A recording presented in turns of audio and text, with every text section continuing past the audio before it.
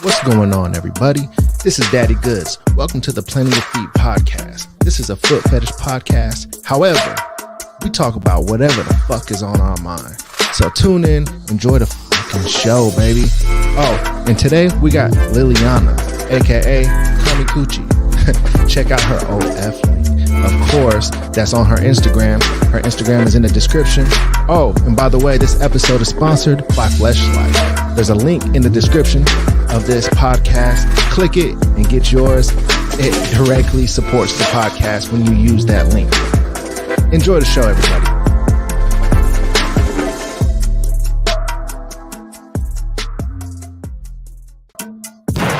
Oh my goodness. We got Liliana in the building, aka Kami Coochie. What's up with you? How you doing? I'm good. Sunday morning, new year, new me, right? Man, it is a new year, new us. You got any New Year's resolutions that started a couple days ago or what? Yes, but my resolution was not anything like long term. I think it was more make short term goals and try to stick by those. Kind of like take it day by day, but try to get mostly everything done. Instead of long term, I guess. I feel you on that. I mean, that's the most we can do anyways, right? Like it's just kind of like try to be the better version of ourselves each and every day. Yeah, that's basically it. That and then just try to, the pandemic kind of disrupted a lot of our stuff. And I know we've been going 3 years into it almost. So I think it's time I'm gonna try to like navigate, especially, this type of work that I do specifically now through the pandemic, because everything to me, I only started OF because I couldn't see people in real life with the foot stuff and with the dominatrix stuff. So I'm like, I guess I gotta take that shit online. Yeah. Facts. No, I feel you. I mean, it's convenient, and I mean, there's way more people online than in person. So you do reach more people, yeah. Right. And then like on top of that, like you never know, like there's always a chance of going viral, and I know. I'm still waiting on my viral moment. I mean, I haven't really tried, but maybe that'll be another like short-term thing. At least try to make little clips here and there and try to go viral. Because I'm not the best with social media, as you may know. Dude, I cannot get a hold of you ever. I'm horrible with social media. Like I will post and like I'll lurk, but I never like actually interact with people like that. So only I on feel like OF because the people are paying me. So I'm like, I have to write back. Everything right. else, It's like I'm just scrolling. I don't really even. right. It's a part of the service. So you're like, you know what? Like I will take the time to do that and whatnot. And I feel you. You know what? Like here's our first little tip and advice for all of the listeners out there right now. So tell me, because I know that a lot of people lead busy lives and they get DMs and sometimes a lot of DMs and things like that. And I clown around and I make fun of how like, hey, it's hard to get a hold of you and stuff like that. But at the end of the day, I'm like, I know she's busy. It's cool. I don't even care. Like I never take it personal when somebody takes a week to respond to me. Do you ever like experience people that do take it personal?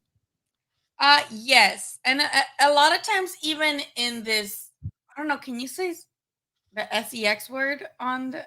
Yeah. You can say whatever, like on the podcast. Okay. Yeah, like, we're good.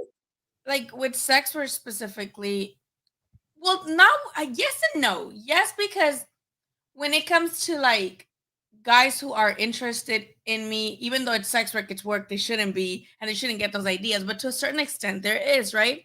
So there is some people who do take it personal when I don't write back.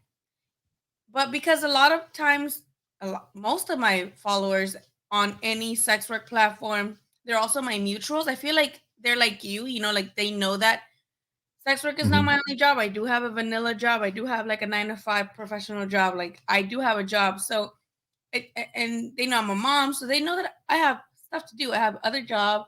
Okay, I don't have time to just be glued to my phone like I would like to, like I would love to be. But I think so. There's an understanding there, and that's the good thing about being public about my sex work is that people not only know me, the sex worker, they know me as the person, like just the person with got shit to do.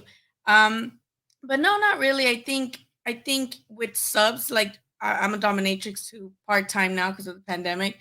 But Mhm. with them, it's more like you talk to them whenever the fuck you feel like it, and then even if they pay you, it's like, okay, well, you talk to them for a little bit and say, okay, well, I'm done talking to you, so bye. And it's more with them. It's like whatever they will get, they take. So kind of, but not really. I guess is the answer. No, that's what's up. That's what's up. Man, like you're so good at like expressing yourself in all ways. And I mean I really truly, think that's a dope thing. And I think that, it's kind of leading the way and showing others that they can be themselves, go out there and whatever it is that they're into, just be open about it. Like with you being so open about like your lifestyle, like you all your different lifestyles, because you got your vanilla job, you do your boxing journalism, you do your makeup, and you also do your sex work. Like being like, you know out there with all of those things, like what are the kind of like reactions that you get, like from people? Do they like show like major support, or do you feel like there's like some kind of drawback from like having all of those different tools on your tool belt? Well, at first, I did part-time dominatrix stuff before I went public with it. Like I would just have a not safe for work Twitter, right, where I would post a lot of stuff, but I wouldn't tell anybody that that was mine. I wouldn't have any mutuals on it. That was just my Twitter that I had for, posting dominatrix content, dominatrix pictures, getting subs and stuff like that. Um, Hmm. I decided to go public with it because one time I saw somebody from the boxing Twitter space had, Hmm. I guess, accidentally liked one of my tweets, and then they unliked it. So I remember like feeling like, oh, like I don't what, like I don't know if I want people to know or how the fuck did they find me. So there was a minute of like, oh shit, and then after thinking about it, I decided that I don't want to be exposed. I don't want to be, because I had to sit down and ask myself, like, why am I feeling this way? Am I ashamed that I Hmm. like kick dudes in the testicles sometimes for money? No, I'm not. It's fun. So I'm like, where is this coming from? Is this coming from shame? No, it's not. Maybe just from other people discovering it, I guess. So I just had this moment where I'm like, I don't want to be that person that's like, oh look, they do this stuff, wow, look at this, everybody. So I'm like, I kind of want to be like more public with it, and that actually helped. Like I think obviously there's a stigma, right, and then criminalization of sex work, which is what kind of makes people kind of be scared to say it out loud, especially even though now with OF, it's helped in the stigma, kind of the stigma of it, where it's more common now to see Hmm. people online do whatever type of sex work it is, whether it's feet, whether it's dominatrix, whether it's nudes and camming, like it's all sex work. So it's all just kind of, I think it helped me in the way that I am able to also say, hey, like sex workers are just, that's it, it's work. Like we also hate getting up Facts. and doing shit. Like it's just like any other job. I actually think my sex working job is harder than my vanilla job. Like my vanilla job, I get on a computer and I do stuff. With sex work, I have to set up lights. It's like any other content creation. I'm pretty sure you're familiar with. You have two podcasts, so Hmm. you are familiar with the content creation part of aspect of it. So it's hard, and I think I'm gonna tell you like one funny story that when it started infiltrating the boxing world, right? Because I did post like in my regular Twitter, like, oh, picture of me, sitting down on top of my sub on my phone, like just, kind of like a picture like that. And Yeah. of course people were like, oh shit, they were like, okay. But I'm like, okay, is this gonna stop me from getting credentials to like boxing I events? wanted I wanted to ask you about that. And Continue though. Continue. um, well, no, not yet, but I do think that's one of my concerns, because yeah, like we mentioned, it's less stigmatized because of OF, but only within our generation, kind of like, and just because it's more common doesn't mean that people don't still have their feelings about sex workers, right? But Hmm. the first time I ever experienced something where like in person, I was covering Mikey Garcia versus Jesse Vargas in Frisco, Hmm. Texas. And I remember that was like, I think that earlier that year I had posted that I was a dominatrix, right? Now I didn't say, "Hey guys, I'm a dominatrix. What's up?" But kind of just started posting content like that on my regular Hmm. Twitter. So I remember I was interviewing somebody at the fight, in between fights, because they would bring the fighters out to like the little promo thing. So then I was walking back, and somebody from like the UK, who's like a correspondent as well, like for boxing, Hmm. they like literally shouted out like, "Oh, that's the dominatrix," and I just Oh, damn. They knew like you. they said it out loud, and I was like, and all the zone people were there, like they were Mhm. like, and I was just like, oh, and at the time, all I just, I didn't freeze. All I could say is like, why, you want next? That's all I Mhm. told them. Not like in a mean way. I wasn't like, oh, you want next, bitch? But I was like, oh yeah, I'm like, you want next? Kind of like just, but my blood was boiling. Like I was walking back to my seat, like Right. all hot. Like I felt like my freaking face was so red. Like I'm brown, so luckily that doesn't happen. But inside, I felt super like fuck. But then, the next, I think that the next day, yeah, we got invited to like to eat out, and so we went to like this bikini bar or something. So I was there, and I was, I'm there with a friend who works with the zone, and all the other friends were like, "Oh, can you show us videos?" And they were more like enthusiastic, I guess. They were like, "Oh, can you show us?" Like, "Oh my god!" And like, that's the first thing that I'm like, "Oh shit!" Like, it depends on your attitude, I guess, towards it. Yeah. Because none of them were like, "Oh, like this bitch," or "Oh, like that's weird." They were like, "Oh, can you show us?" Or "Oh, damn, that's crazy." And those kind, they were just asking me things. And it was, and I just noticed that if I was able to be open about it and not speak from a place of shame, then people react that way. If I were to be like, "Oh fuck yeah," like, but don't tell anybody, they'd be like, "Oh, okay," like I think Mhm.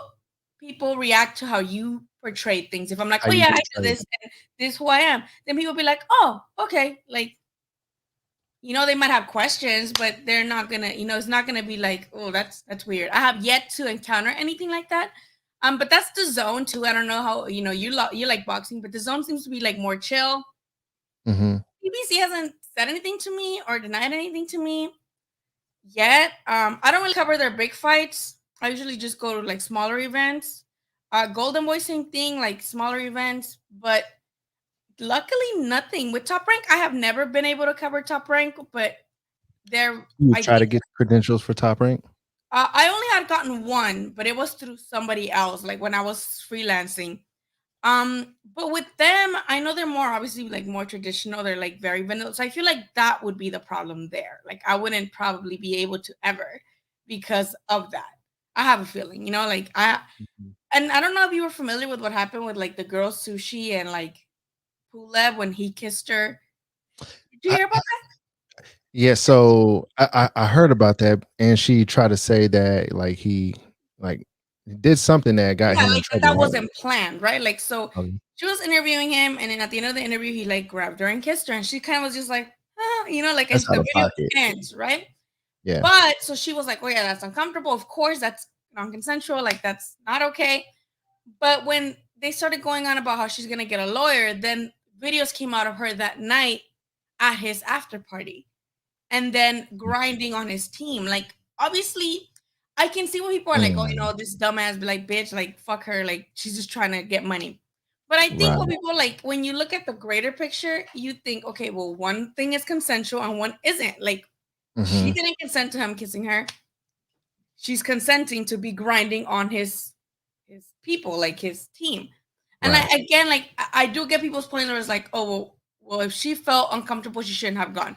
That I agree with. Like after that, I think I'd be like, I think I'll stay home. Like, thanks for the invitation. Yeah. Like, no thanks. But I also like, I don't know, maybe, I maybe she felt like she could get more footage, more content, like for her channel Hmm. or something. Or maybe you just feel even worse saying no to people. When people ask you, "Hey, do you want to come?" and you say no, then they might not invite you again. Also, there's networking. There's things that you could do when people invite you to these things, right? So I don't know her motives. I don't know. The whole situation was like annoying. It was iffy on both sides. But ever since then, Top Rank doesn't allow independent journalists who don't have penises into their events, as far as I know. Because of that. Yeah, so that was before I even went public with my. So I want to say that it's still because of that, but I wouldn't be surprised if they know because I do go to their like media events, but I don't cover their fights. If that makes sense. Yeah, no, it makes sense. Has like has any boxer like ever came across like your sex work life and like made any kind of I guess this is like an invasive question. I know you wouldn't want to out anybody. You don't have to say no names, but has that ever happened? I not sex work, but I mean I have Hit on you? boxer friends, so I have Right. a lot of boxer Mhm. friends who do know that I do sex work. Mhm. The only thing I can think of, and this I don't know who it is. I just, I'm looking through my OF messages, I'm replying, and people are being nice, and I'm like the same on OF than I'm in like in real life. People think that Right. like people message you on OF just to like be like sexting and shit or like sending you no, like I'm talking boxing with people on there. We're just talking like, or they'll compliment me. I'll say thank you, and then like oh blah blah. So this person was like complimenting me, and I'm like oh.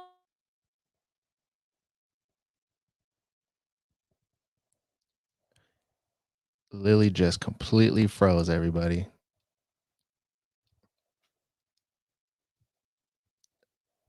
Liliana,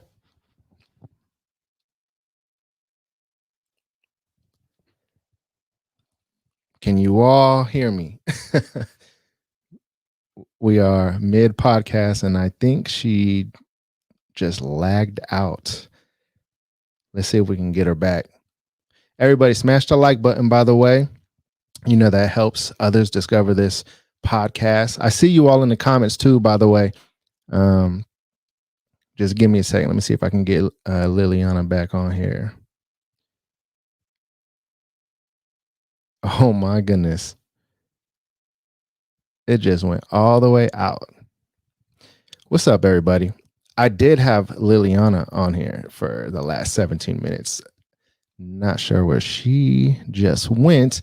We'll see if we can get her back on here. Must be some technical difficulties. Probably Wi-Fi. If I had to take a wild guess, it's the Wi-Fi just got unplugged by her cat. She has a cat, and cats like to chew wires, and sometimes they pull the plug. So I'm thinking that it could be that. Let's see here. Let me see if I can get her on. Just one moment, y'all. Stay there. Stay tuned. What's going on, everybody? This is Daddy Goodz. Welcome to the Plenty of Feet podcast. This is a foot fetish podcast. However, we talk about whatever the fuck is on our mind. So tune in, enjoy the fucking show, baby. Oh, and today we got Liliana, aka Kami Coochie. Check out her OF link. Of course, that's on her Instagram. Her Instagram is in the description. Oh, and by the way, this episode is sponsored by Fleshlight. There's a link in the description of this podcast. Click it and get yours.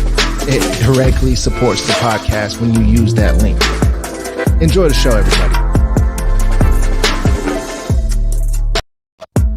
What's going on, everybody? This is Daddy Goodz. Welcome to the Plenty of Feet podcast. This is a foot fetish podcast. However, we talk about whatever the fuck is on our mind. So tune in, enjoy the fucking show, baby. Oh, and today we got Liliana, aka Kami Coochie. Check out her OF link. Of course, that's on her Instagram. Her Instagram is in the description. Oh, and by the way, this episode is sponsored by Fleshlight. There's a link in the description of this podcast. Click it and get yours. It directly supports the podcast when you use that link. Enjoy the show, everybody.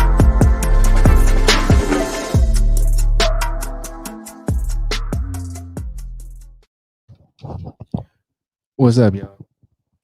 We are still waiting to see if Liliana comes back. Oh, I think we just got her back. I don't know. All of a sudden, it went black. I was like, "Hello, hello," and then like you were like stuck. So let me go back on the. Okay. I'm sorry. I don't know what happened. You like froze.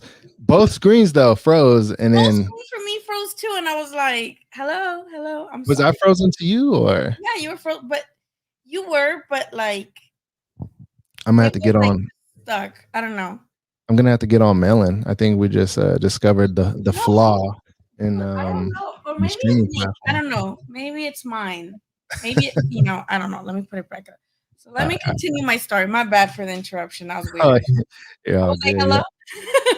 Yeah. We lost all viewers. They're like, we don't want to see him. My bad. It's all Basically, good. Yeah. so I was looking through my messages, and someone said, you look just as fine as like the time that you interviewed me." Ah, And I was like, "But I didn't ask. I was too scared. I'm like, why am I gonna ask? Let me put the volume down. I didn't want to ask. Like, what am I gonna tell them? oh, you didn't want to ask who it was? No." Oh, wow. I'm like, What? Like, I'm not gonna ask. I'm not gonna bother with this. Like, I'm not. I mean, you only interview athletes, so right? Yeah, yeah. That's what I was like. Who could this be? But yeah, I don't want to know. And I didn't. They didn't have a username that was like anything that would give me a hint or nothing. Right, People don't right. usually put usernames on OF. They just get numbers. I And feel yeah, I I don't. feel like if I were to be on there like subscribing to chicks, I would have to have like a profile picture and have know. my actual screen name, Daddy Goods. So when they see it, they be like, this motherfucker right Yeah, here. no. I get funny usernames. Like I have all boxer names you could think. I have a Canelo follower. I have Caleb Plant following me.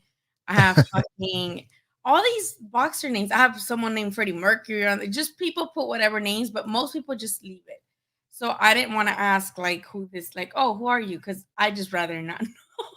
I Right, think I'd right, rather right. just be in the dark about that. Yeah.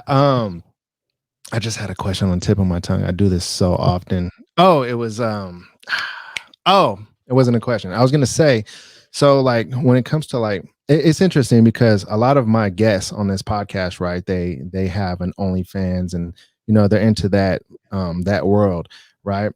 Like for me, like I feel like it like I can never subscribe to none of my guests' Oh yeah. OnlyFans. You know what I mean? Like not because like, like I'm sure that it's cracking. Like I'm sure their OF is like cool and all that, and attractive and all that. But for me, like, and I know you can relate with this. Like, it's better to like separate like all Mhm. of your lives and everything. Like if you like were to like be me and interviewing all these guests and everything, and then also be looking at their work in that kind of world. I don't know. For me, like that's like my rule. Like I just can't. But I do support it and I will promote it and put it out there and everything. You know what I mean? Like so. I completely feel you. Like, I think it's the same thing as like photographers. Like photographers. I've had a guy who was like, That's a good "Oh, point. hey, like I would love to do a shoot." And most of my OF, yes, I take pictures, but most of it is video, just because I'm not photogenic. Like I don't know how to pose, so I'd rather be doing shit in a video. Like here's me getting naked, or here's me my feet. A foot job on a dildo on the cam. Like fuck it, Mhm. like just video. Like posing to me is hard because I was never a person to take selfies. You see my Instagram feed, like I don't post myself that much. The picture So you gave me for the thumbnail of this episode, mhm. like I wasn't expecting you to have like like the perfect photos when you Oh sent yeah, that. no, 'cause I've I was done like, like what? I do foot content too. It's not like on one of my highs, but I do have a guy who literally comes over to my house, pays $200 just to massage my feet and put my feet on his face. Like I have a guy come clean my house. I put him in a maid outfit, and his prize after he cleans my house is just to be my footrest. Like those are things that just Yes. because of feet. Like yes, I'm pretty sure they think I'm pretty or something. Other than Mhm. that, but they became my subs in the way because of feet. Right. Because of my feet. So it's the same thing. I agree with you on that in the way that, like I told you, like I had a guy who was like, "Oh, I would love to take pictures of you," and I'm like, "Oh, I'm like, why not? Like, let me give this a shot." But Mhm. he's like, "Here's my Instagram, blah blah." So I'm like, "I'm gonna follow him on Instagram. I'll see what's up." And then like after we added each other on Instagram, he would nonstop be thirsting over me. Yeah. And I told him like, I don't think I could do that. Like you could be my, sub on OnlyFans and stuff. Like I get that, but then now I don't want to work with you because Right. You I'd have to rather hire a separate those lines. professional person Hmm. who's going to be there to take pictures and not be like, oh, Right. like, so I think it's that, but also with me, yeah, I wouldn't mix it. And then another thing is like I have a guy who now wants to kind of be my sub, and he's told me that, oh, he wants to be trained and he'll give me all his money. And like cause of like financial domination, that's what that is, right? But with him, Hmm. I don't feel comfortable because we were friends, like we are friends. I'd like to think we're friends. So it's not the same. And I think it puts this dilemma in my head that it's like, okay, well, I'm just providing a service for someone. This is just Hmm. it's work, right? So why am I not being able to do it with my friend? Like I would sell them a hot dog if I had a hot dog stand, right? Like why not? So there is that dilemma of like, yes, this is just I'm just providing a service, it's just sex work. Like I Hmm. but when it's someone that I know, like I don't want to do that. Like I'll be mean Hmm. to you. Like I love you. You're my friend. I care about you. Right. And again, even though that's just a service I'm providing, it's just that 1 minute of, I mean, not a minute, but that's just one session. Like even with my subs, I had a session on Monday, I believe, this Monday, this What do past you mean Monday. by session? Someone like, someone that was already my sub online, Gotcha. Gotcha. like Okay. as in financial domination. Like they would send me Okay. Venmos just for me to talk shit to them, and like be degrading to them. They're like, "Oh, I'm in town. I'm gonna be in LA. Like, do you trust me enough to do a session in person?" And yeah, and it's like, that was not like feet. That was mostly like just like degradation and stuff like that. And yeah, like that was at that moment we did that whole thing for like 2 hours, the session. Yeah. And then after that, he's like, "You want to go get ramen?" And we went to get ramen. And Word. then we were just talking normal, Fuck like, with ramen. so I can see, I just don't know why with my friend I can't, like, I don't know.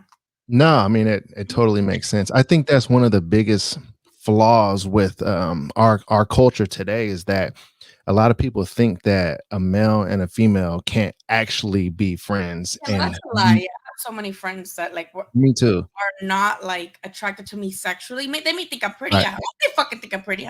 I think they're pretty, or I think they're. But There's nothing wrong with not, like a but guy thinking not. a chick is pretty that's his friend. There's Yeah, nothing wrong with that because but like even like as a guy, you should be able to tell your homie like, yeah, yeah, my homie is a handsome dude. You know what I mean? yeah. You And should be I able to say have that. friends who have like never made advancements with me. They've never been weird to me. I don't get those vibes from them. Like I think people who say shit like that, they're still in high school and they stay in high school because in high school I guess they just like wanted to bone everything and now they feel like that's still the case. Mhm. But also I think maybe just with men, because I see men saying that the most. Like men are scared that their girlfriend's gonna have like a dude friend. No, never mind. Actually, girls actually I've seen them not want their boyfriends to have like girlfriends. But I'm not. Right. Uh, it's a friendship. I don't. I have so many friends that are guys, girls. Like I don't care about that. And I think as long as you don't make somebody uncomfortable. But you're right. Like I don't believe in that either. Right. Yeah. When I was younger, right, I used to be one of those guys that wanted to, bone everything like it. So I get it and I understand it. But like being who I am now and looking back on the old days, like I realize now how many great friendships I You fucked up ruined. by being, yeah, yeah. And I'm like, damn, like I really didn't have to do all that. Like why was it all about getting pussy at one point? You know what I'm saying? Like, and then now when I'm looking back at it, I'm like, that was out of pocket because I could have had a lot of great friends. And now I'm looking at like how I do have, a lot of really good female friends. And by the way, this, but for people listening that doesn't, I'm married, right? So, and my wife knows I have a lot of good friends. So I don't know. It's just like it's healthier to be able to like just separate all that stuff and to also have friends that are the opposite sex too. And I don't know, like having that kind of trust with my wife is awesome. Like it's just Yeah, a yeah, yeah. I have great a friend feeling. who's like that too, like from the boxing world. And that's Mhm. just the thing though. Like when you don't know the people's boundaries. Like you're scared to like hang out. Like I'm scared to hang out with my friends because I don't know what their girlfriend's gonna think about it, and I don't want to cause conflict. But I Mhm. have a friend who's like that one that actually works for the Zone. Yeah. He's like, oh, I think the first time we met, I think it was at that same card, the Mikey Garcia, Jesse Vargas. He's like, I had an Airbnb, I didn't have a hotel, so my check-in was later. And he's like, just Mhm. come to my room. He's like, leave your shit in my room and then let's go to the press conference. And I'm Yeah. like, oh, you sure? He's like, yeah. He's like, just stay. And I was like, okay. And then we went to get drunk after, like it was fine. And then I met his wife too, not in person because they live in Canada, but like Mhm. sometimes we do Zoom watching parties. And like I met them I went through like a really bad experience a couple months ago, and I was telling him about it. He's like, "Oh, you can call me." He's like, "Is it okay if Amanda's on the phone?" I'm like, "Yeah, please." So to have both of their perspectives on shit like that, I'm like, "Damn, I'm lucky to have this couple friends." Like not only do I get his perspective, but I get hers, and she's super sweet about it. And then now when I went to Vegas on for the Devin Haney fight and JoJo fight, Mhm. same thing. Like I had a place, but then we got so drunk that he's like, you just crashed like on his room had like a couch. He's like, you just crashed Yeah. on the couch. He's like, I don't care. And yeah, I crashed on the couch. Like it wasn't weird. He's never been weird with me. Like it's awesome. Like I'm like people can have these like friendships. Like we're all adults. Like we'd have to like want to bone each other to like want to enjoy each other's company. And that's why it seems like disingenuous when people are like when men talk about the friend zone, right? I think that's like such a fucked up myth because it's like so you're only being nice because you like are expecting thing like you're not a friend because the whole friend zone to Right. me it's like it's such a myth when people are like Uh, oh and they're almost praying that like the girl gets in a bad relationship just so they could be like see well you had me like just because a girl doesn't choose you just because you're like nice to them mhm. it's not like that shouldn't be a thing like I'm not saying that there's not women who take advantage of the fact that men like them to get shit like this but I think Right. if both people are open, like I tell people all the time, like especially when there's guys who have like, or I met them as friends and later develop something. I'm clear as fuck to them. Like I'm never gonna date you. This is never gonna happen. Mhm. If you still want to invite me to the movies, invite me to dinner, buy me a fucking something that you think about me, like that's on you. Like I don't want you to later be like, oh, this bitch used me or they knew I like no, this is never gonna happen, and just know that. And then Uh, on that, it's on them if they want to like I keep was gonna say fighting. it's like that's their fault that they never like made it clear before you guys were doing all that stuff. Like you're right. Like you shouldn't do all those things with the expectation of whatever else you want, like sexually or romantically or whatever like that. Like the friend zone is almost always whoever initiated the connection is almost Ill always that intentions, yeah. person's fault Like ill because intentions, yeah. they didn't do what they had to do to make it known like hey you know what like I'm gonna flirt with this person like it should have started with some Yeah. flirting you know what I mean I not saw with this some funny ass tweet by like a man who's like, he's like, dude, he's like, I've been hanging out with this person every day. They like they clearly know I like them. We like always hang out. I go on sometimes when they don't have money, I buy them food. He's like, and they still won't fuck me. And then he ended it with like, all they want to do is play Xbox with me. Like, damn, like I wish my friend would let me fuck, but it's another man, right? So he's like, see how ridiculous it sounds? Like if you put that I guess standard on your male friendships, like doesn't it sound fucking ridiculous? Like if you were like, oh, I buy my dude homie I see what stuff, you're saying I buy like and he won't fuck me, like that's like I can't believe he hasn't let me fuck. We play Xbox every day. Like I buy unless him, they were I gay then I yeah spot him some like McDonald's, like so it's all these right things. I'm like, oh, that's kind of weird. But luckily again, because I'm like I like do I the got you a McChicken and I didn't get a McLickin what so, like because I'm like in the dominatrix space, luckily, like I don't get a lot of that stuff. Like I don't get entitlement. And I think that's what I'm so thankful for.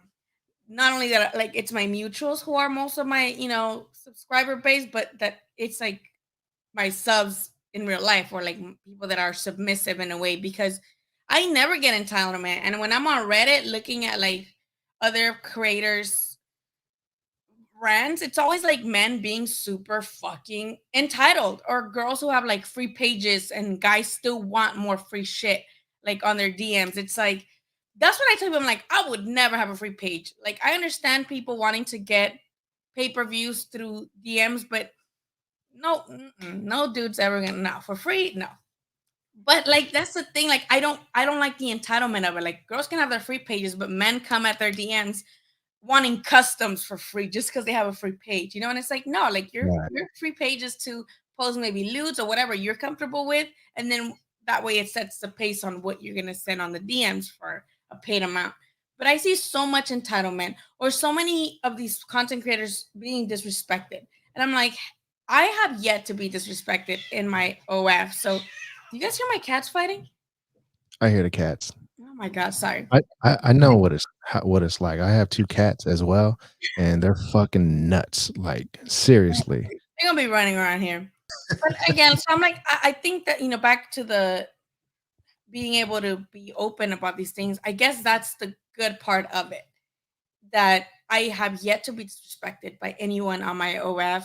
I have yet to have anybody be like, give me this for free or anything like that, So I'm thankful for that. And I think because people know me in real life, or not in real life, but in Mhm. my online persona, I guess, what I choose to share online. And they know better than to come at me fucking crazy, Like, I shit. No, luckily I haven't had that yet. And then in person too, like all my subs in person, I picked them for a reason. What, because at one point some people are like, hey, like, can I do a session? And they think that like when you tell them I'm a dominatrix, they think that I'm just gonna like fuck them in heart and slap them a couple times or something, right? Is it Mhm.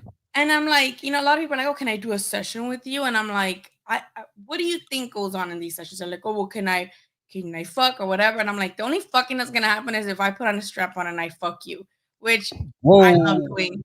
I love doing that. Like I do have subs who I do that for, Right. but I don't like men. Just I guess when they think anything dominatrix, and if they're like on P Hub, right? That's what they Mhm. think. They're just like, oh, the girl's just gonna come over here wearing leather, wearing something fucking cat women like with the whip and like fuck me really hard and like be choking me or something. I'm like, that's not no baby. Like that's not what this is. But like it's people's perceptions, right? So even with like just sex work in general and my sessions in general, I have this website and people are like, oh, I'm submissive, I would love to worship you, and then I have to ask them what kind of submissive, because there's a Mhm. spectrum is so fucking big. I have one Right. guy who's like at the top of the fucking spectrum, to me at least, like that's just hardcore, like where I literally, I don't know if you've seen videos that I posted, but I kick him in the down there. That's called like ball busting, basically. Mhm. I whip him, I make him lick my boots. Um, I put a shock collar for like a chihuahua around his, what, Oh my goodness. and then I made him say 5 Mississippis while I turned it all the way up, and he couldn't mess up, or else Wow. he had to start over. So that's like the top, right? And then I have another one who's just likes being degraded verbally, like you're a loser, you're Right. pathetic, give me all He your money. likes that. Like that meme from Dr. Phil. You're worthless, you're a piece of shit, give me $200. That's literally what fandom is online. Like you're just talking shit to people. And people are into that kind of And stuff. people send you as you're talking shit to them. Right. And then there's another person who they it's still submissive in the way that like I'm still being degrading and dominant, but it's like a lot of face sitting, but it's still not like sex, like we don't do eating, but it's Right. more like about, it's called like booty worship sessions, where it's more like, oh, they get to massage me or like oil me up, and then if I want to sit on their face, I'll do it, but they're restrained, and then most of the Mhm. time I have them on chastity belts, so they can't. Word. So it's stuff like that, right? And then there's just the guy that I told you, he comes over, literally just plays with my feet, like he like massages them, he'll be like just putting them on his face, because like, and let me see, I'll put my feet, my one of my feet on this camera, so I'm gonna Mhm. say what two of my feet, like feet subs, have told me. So here it comes. Okay. So there's my foot, right? So people like, they like that my feet go up like this. They're like, oh, I love that, like your feet are like straight up like that. Like Instead, a perfect line going up. yeah, he's Like a like, some people 45 have degree like angle. longer toes here. Let me do this one because it's easier. Mhm. Some people have like longer toes here. Right. Toes, the this toe is bigger than this toe.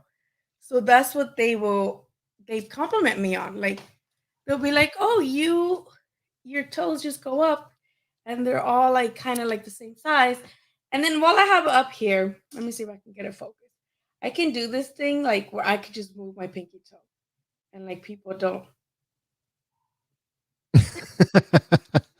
Apparently people can't do that. This little piggy. Apparently people can't do that. No. I can do it with this one too. It's just I'm on top of two pillows. So, see? That little piggy went to the market. Yeah. So and they just grab like my feet and they'll be Hmm. like putting it on their face and stuff. Like they like that it's warm. So one of the guys he does want me to like have either at first leggings or high socks, and then it's that process of taking it off, that anticipation, right? Hmm. And then the other one who comes to he's like more of a servitude sub, which he just like being degraded in that way. Like there's no punishment physically. It's just more like he comes, he's cleaning my house. And I'm talking shit to him while he's cleaning my house. If I'm eating Wait, something, he cleans the house. He wears the maid outfit. yes, I Okay. made him order like a pink maid outfit. Oh wow. Okay. And he Shout out wears to the it pink around the maid house. outfit. He wears it around the house, and like if I'm eating something, I'll throw something on the floor. I'm like, hey, lick that up the floor. Or if he doesn't clean something right, like, oh, I'll make him lick it off, like, and then wipe it again. So like stuff like that. And that's his, prize is he's gonna be able to be my footrest. So I'll be sitting down watching TV, and when he's done, he just comes and lays on all like fours, and I put my feet over his back, and I'll be watching TV or whatever the fuck I'm doing, and he's just my footrest.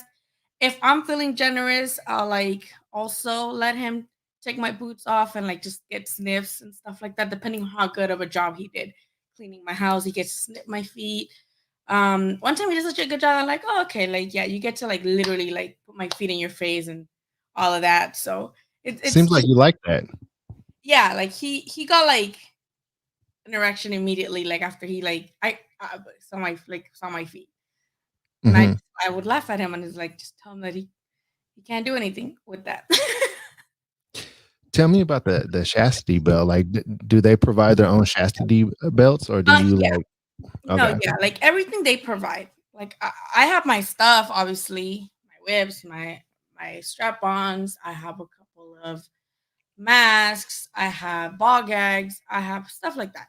But anything that's like especially strap-ons, you have to be hygienic with that. Like I don't want to use my own toys on them.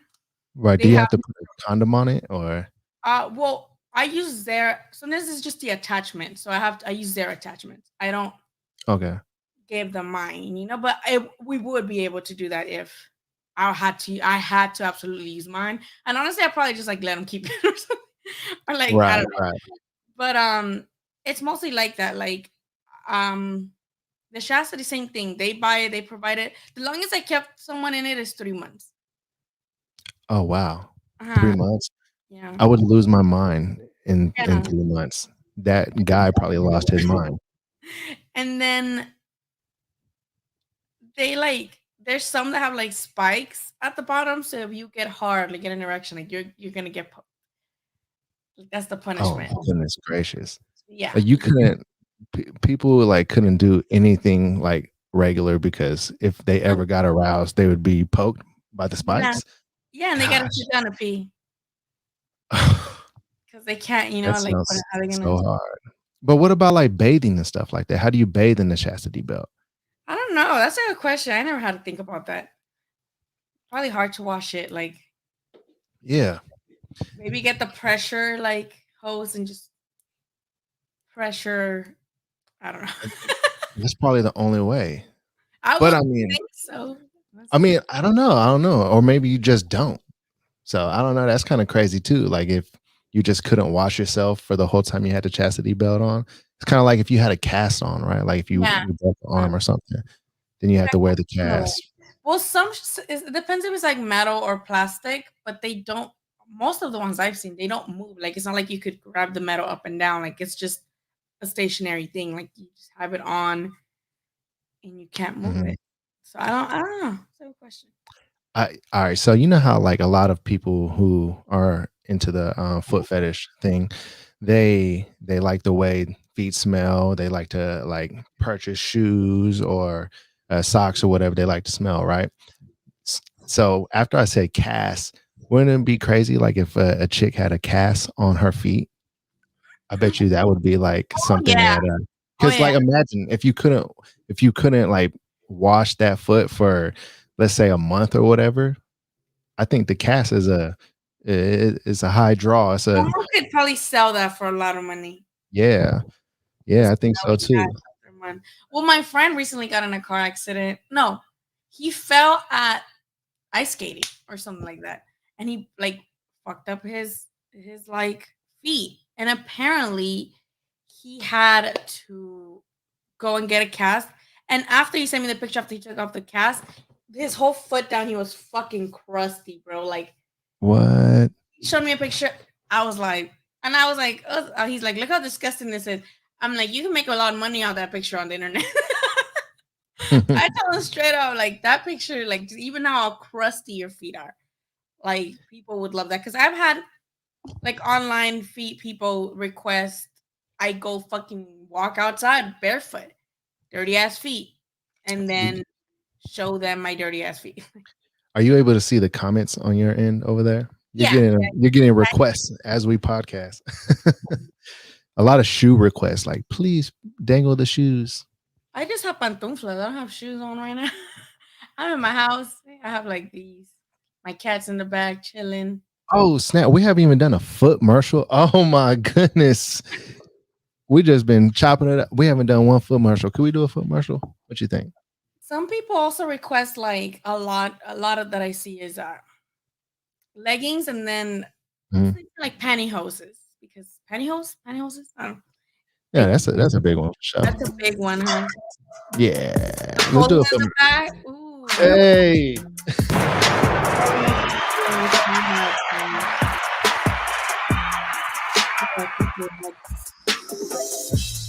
it's not my Hey, shout freaking out New to Year's that nail in the polish. background. What was that? It's talking about like New Year's nail polish. I never have nail polish. Hey, somebody get her a pedicure.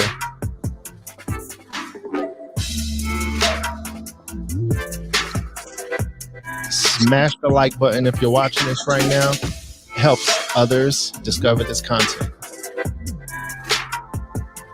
Lick my toes.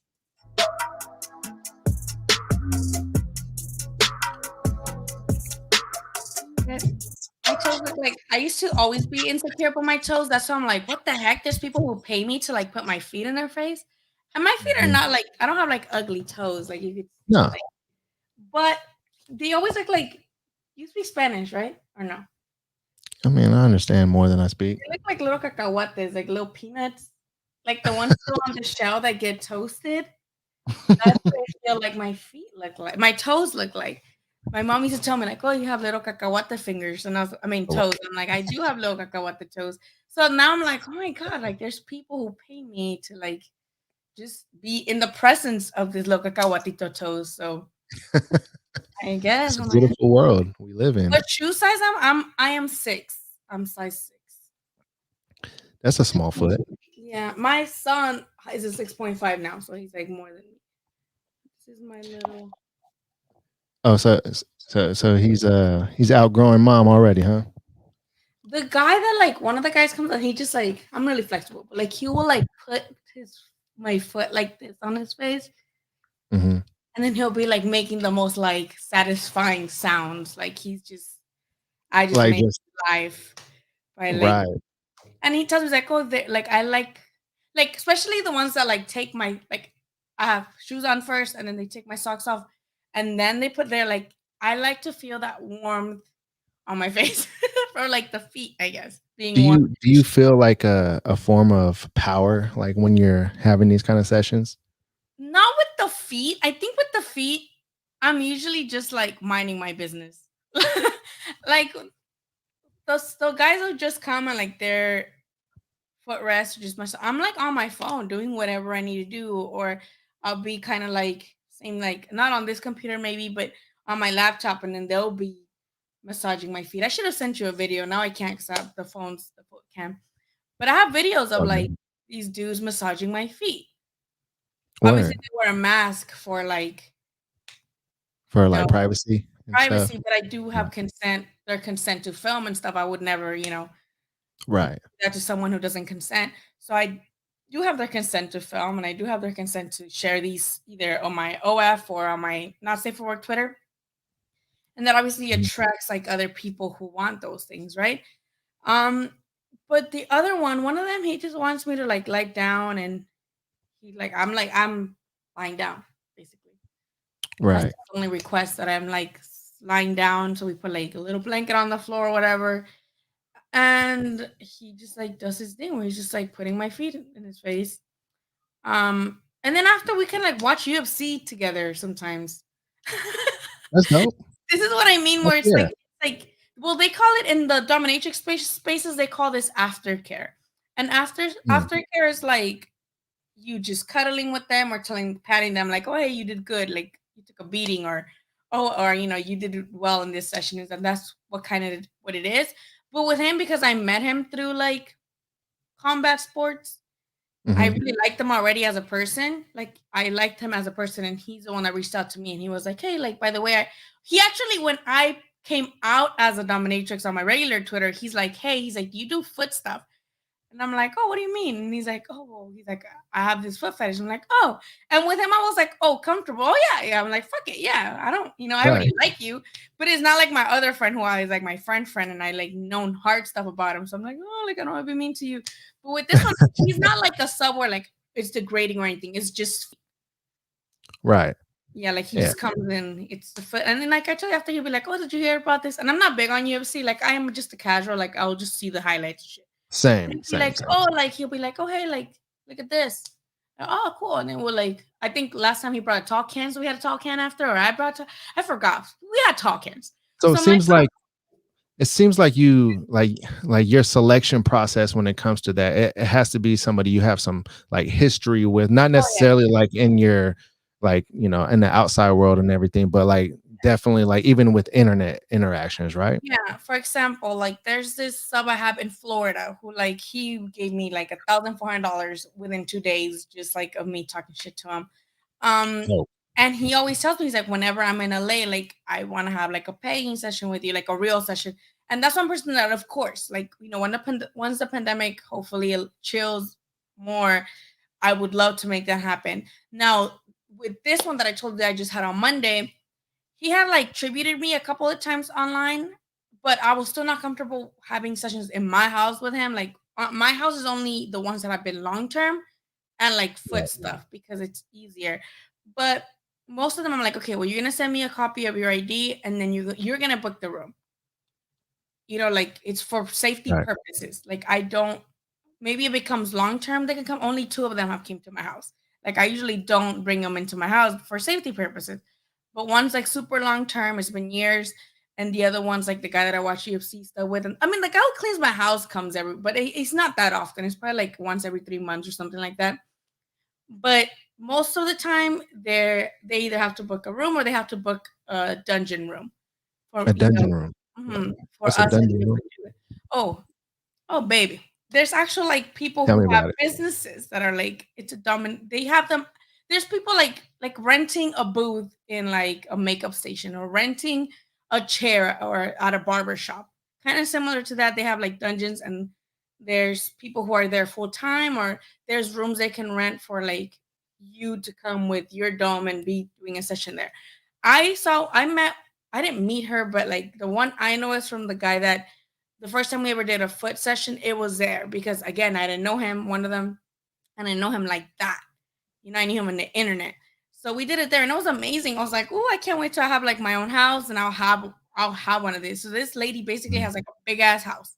And then her backyard, she has like little bungalows. And these little bungalows, Oh, you open them, they're like red walls, like oh my gifts on the goodness. wall, outfits, like furniture for like, like I'm like, oh shit, All the like dominatrix stuff. sick. Yeah. I'm like, this is so sick. And then like he had me there. We did one there. So now I've sent like all my other stuff. Like if you need one, there's there. But usually they know their own too because they've go to these, they frequent these places, right? So as long as there's like a safety to it, I'm fine with it. But yeah, still I have to still kind of know them on the internet first, you know? Right, right, right. Was there like ever like a scary situation that made you like kind of like make your selection process, a little more like a personal connection, or Not yet, not yet, luckily. hopefully never? Yeah. But online, just what I told you, like once someone starts showing more interest in me sexually than Hmm. serving me, then that's different. Because I had guys, like for example, yesterday I posted like my New Year's Eve where I literally put like a glass in between my butt cheek Hmm. and like I filled the glass with fucking bubbly that's like the Champagne. brand that's like that's what that's what I did, and I posted a little preview of it on my Not Safe for Work Twitter. And this guy, the guy who gave me $1,400 like in 2 days, he's like, "Oh, like I can't, I can't resist the urge to send to that perfect ass, right?" And it's like it's mostly like that. It's like they say they can't resist the urge to send you money. It's not like, "Oh, I wanna fuck you" or something like. So it's Right. once someone's like, "Oh yeah," like I they want to maybe explore the being, degraded, but they're still like mostly focusing on like wanting to have sex with you. That's when I don't want to have a session with you because I don't know if those urges are going to overcome everything else, and then you're gonna Right. like try to do something to me like that's not Hmm. consensual. So Right. usually that's what I do, and those are my limits. Like once it's somebody who's like expressing more of those, like just being a horn dog, then I don't want Right. to have a session with you because nothing tells me that you're not gonna like try to do something to me. And I have Right. a friend of mine who's like a hardcore cholo who has told me like, "Oh, I'll sit outside like your place with a gun. Like, just text me Oh when gosh. you have a session." He's like, and if Give me anything, that pussy, girl. he's like, just say the word. He's like, you can even have like, he's like anything. My apartment's small, so he's like, I'll even sit in the fucking living room or something. He's like, I'll be in the kitchen, but he's told me, he's like, Goodness. I'll fucking have my gun and I'll be there so they know better. Something that I've always wanted to do, and I have a sub who's down for that, but because of COVID, like I haven't been able to do it. I Hmm. want to have like a session where like it's one sub and I'm basically exposing him to like a group of friends. To have like Oh, a sleepover with like like an other audience type people. of thing, or What was that? like having an audience in the room type Yeah, of deal? yeah. Okay. Having an audience, but also a training to them on how they can dominate and Oh. like how they can do this to them or whatever. And then like if it's time to like if I'm doing like ball busting or any sort of whip or whatever, I'd be like, oh, someone from anybody want to come and give him a go? Like you come and you whip him or you come and you slap him or something or like stuff like that. That's something I've always wanted to do. But Tutorials. You can do yeah, online tutorials. like workshops. I mean, really though. I mean, because like, How do you try to train your sub instead of how do you train your dragon? right, like what if what if me and my wife wanted to get into that and she didn't know where to start? She could look up Liliana's Yeah. tutorial on how to, you know. I do get a lot of people asking me like, "How do you get into it?" But I'm like, "Oh my god!" Like, I think the reason why I'm so selective on like who I help and who I like try to push into like learning about this is people who I know that are not gonna stigmatize stuff. Because I've Right. had people who think this foots like foot fetishes. Oh, like I saw pictures online of my feet, but I would never tell nudes at all. Like, girl, it's all sex work. Like, it's all sex work. Like, Right. one thing is not like better than the other. One thing is it shouldn't be that way. You shouldn't be like, well, I just sell feet pictures. Like that's all I make money selling feet pictures, but fuck all these other hoes or whatever. Like it's all sex work. Whether you're a sugar baby, whether you're a stripper, a cam girl, OF, and what you do on it, like depending on what you are comfortable with, feet stuff, domination Hmm. stuff. It's all within you're selling whoever's sexual fantasy.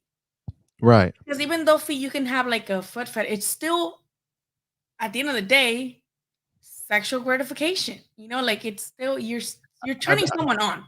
right. They're I just don't get like how it's like such a taboo thing in the world when like everything in the world that has ever been sold, a lot of it has to do with sex. sex Mhm. sells. They always say it, sex sells, sex Yeah, sells.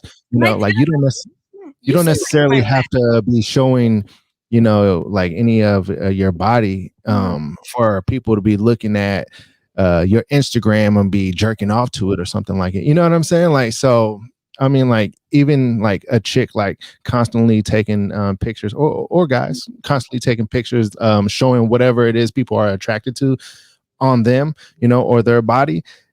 Like Yeah. you're kind of doing that too. Like if you're doing it and you're enjoying all the likes and all the followers that you're getting and everything like that, then you're kind of doing it too, right?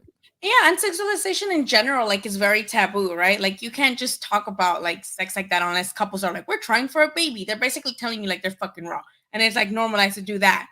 But it's not normal between like just to be talking about sexual stuff in casual conversation. It's very taboo still. It's better now, but it's still taboo, right? So I think that whole thing it's plays a big role in it. But at the same time, it's like it's just basic consumerism. It's the laws of supply and demand. There's the reason why OF is the reason the platform it has so much money. It's not Mm-hmm. it's not the bloggers. It's not fucking athletes posting their workout routines. It's not cooking shows. It's sex work, It's right? sex It's work, sex workers. 100%. And same with strippers. That's why you have see a strip club every other block, or Oh why yeah. you see strip clubs in big uh destination cities. Like Mm-hmm. supply and demand. It's not like these people build these things and it's like, oh well, let's just wait until someone decides to come in. Like it's Mm-hmm. supply and demand. So my best analogy is what I tell people, especially the both women and men, but especially the men who consume porn, but then and they'll follow porn stars, they'll follow models, but then if their local girl gets an OF, they're like, oh, ho, whatever, blah blah. It's like it's the Mm-hmm. same thing. They're making content for somebody, and it's usually content that it's customized specifically to somebody, right? Like when you see Yeah. that meme about like, oh, I'm picky, and it's like page 56 of P Hub, right? Mm-hmm. So you could have just paid a sex worker to like make something for you that you would get off to. You Right. wouldn't You don't have to have to bring up scroll page 56 56 pages. for. Mhm. But also like it's just supply and demand. Like it's like loving Mexican food and hating Mexicans and wanting to deport them. Same thing. Like sex work, it's literally just work. I promise you. Like it's work. I told him my vanilla job. I get up, I get on the computer, I write, I do some research. I make scholarly article research, all this stuff. Cool. I I think got it's I think it's like different parts of the world look at it differently too. Cause obviously in the US, like that's kind of what we're talking about right now is like how they look at it in the US, or really any of the I don't know what kind of world you would call it, but like US, UK, like all of the I don't know, I guess first world countries. I don't know what exactly term I'm looking for, but like if you go to like a place like Colombia or Mexico or like other parts of the world, like they look at like sex work way differently because like you can go right across the border in San Diego to TJ. Like I don't know if any of you ever been to Adelitas or Hong Kong, right? Like those places, like it's like completely legal for women to do whatever that. they want there, It's and it's not looked at as like some like weird taboo thing. Like, but if they were to do it right across the border, like 1 mile across the border in San Diego, it'd be like and this it'd is be it's crazy. still, and that's the thing. Like that's a good point that you bring up because I do want to talk about decriminalization and stigma still, and then just because something's not it's legal doesn't mean it's less stigmatized. Let me fluff Mhm. my pillow again because I'm like super it went like super low. But Shorty. ugh, uh, but basically, you're right. Here you will go to jail if you're out in the street, or Hmm. stuff like that. And you're right, Mexico, it's called La Cahuila. If anybody wants to ever go to TJ, it's called La Cahuila, and that's a street where you have sex workers literally just lined up on the street. You're walking by, there's taqueros, and they're part of society. Like they're literally right there with like the taqueros and the tourists, and there's kids passing by, and the kids are like, like it's normal. Like those Right. are people doing that their job is to be a sex worker, right? But over there, you need permits. You need a Hmm. permit in a lot of places that were escorting or just sex work in general is it's legalized, right? Because it's legal, you do have to have a permit. And even in some part of Nevada, no, where they have those ranch, like the ranch Uh, brothels, yeah, those yeah, the brothels. also have to have permits, and you have to get STI checks every other week, basically, just because even though you do have to use protection, obviously, what you do in your own, like when you're working at a brothel, like because in TJ there's also brothels, right? Where you go in and, or even in Hong Kong. Now Hong Kong, I don't know how soon you've been there or how recent you've been there. They Mhm. have their hotel now. Hong Kong has their Yeah, own hotel. Whenever Cascades. yeah, whenever you're like, okay, I like the stripper, then so the Right, house rule basically, you do have to use, protection, but right, I'm that's like, sure. that's what it is. But if you doing it on your own, that's on your discretion, right?